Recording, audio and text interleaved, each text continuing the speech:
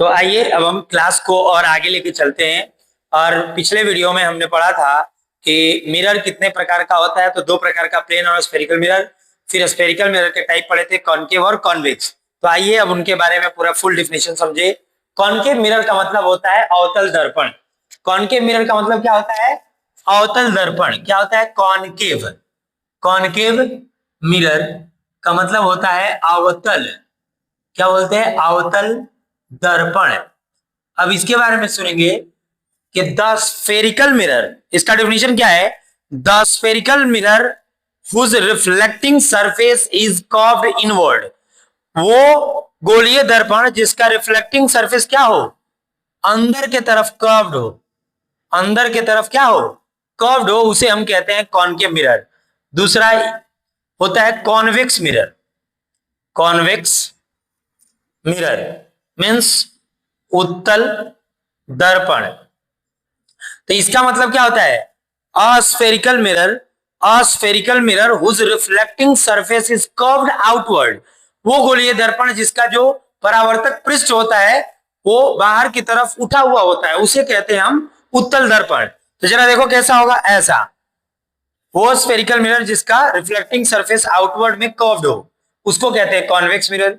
ये हो गया। अब हम कुछ इंपॉर्टेंट रिलेटेड टर्म समझेंगे मिरर से related. Some important terms related to mirror। दर्पण से संबंधित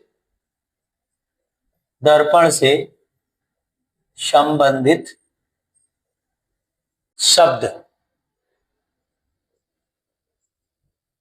तो आइए देखिए, ये मान लिया कि एक मिरर है।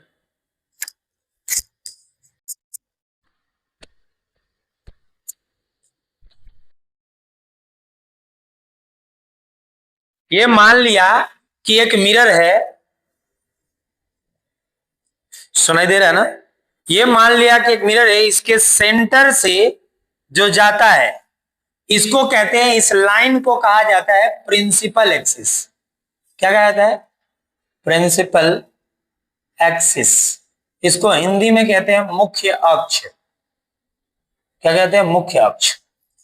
ये जहां पे मिरर को कट करके जा रहा है इसको कहते हैं पोल। इसको पी से डिनोट करते हैं और इसको हिंदी में कहते हैं ध्रुव। क्या कहते हैं? ध्रुव। अब देखो, ये मिरर पूरा गोल होगा तो इसका सेंटर मान लो यहां आया। इस सी को कहा जाता है सेंटर ऑफ कर्वेचर। इसको कहते हैं वक्रता केंद्र।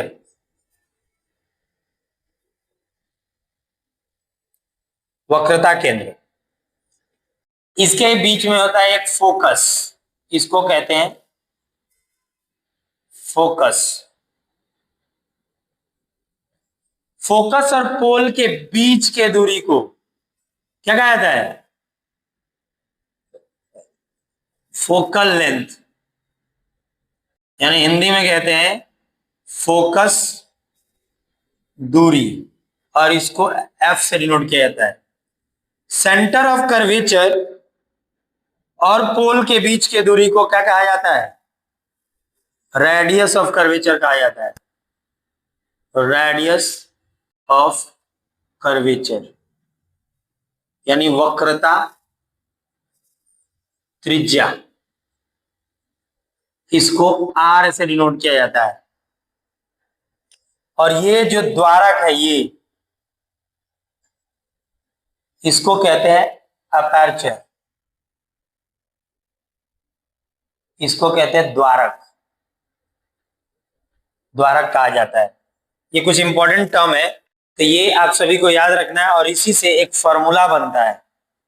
देखो कि जो रेडियस है वो एफ के बराबर है, 2 फोकल लेंथ के बराबर है रेडियस ऑफ कर्वेचर। यानी वक्रता त्रिज्या 2 फोकस दूरी के बराबर होता है। 2 फोकस दूरी मिलेगा तब जाके रेडियस ऑफ कर्वेचर 1 बनता है। तो ये भी रिलेशन याद रखना है। आर और एफ के बीच में एक रिलेशन है जो एक नंबर के लिए वीवीआई KKI, JJI और HHI सब है।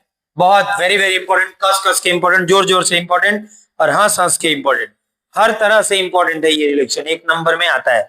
तो ये लिख लीजिए आप लोग, फिर इसके बाद आगे चलते हैं।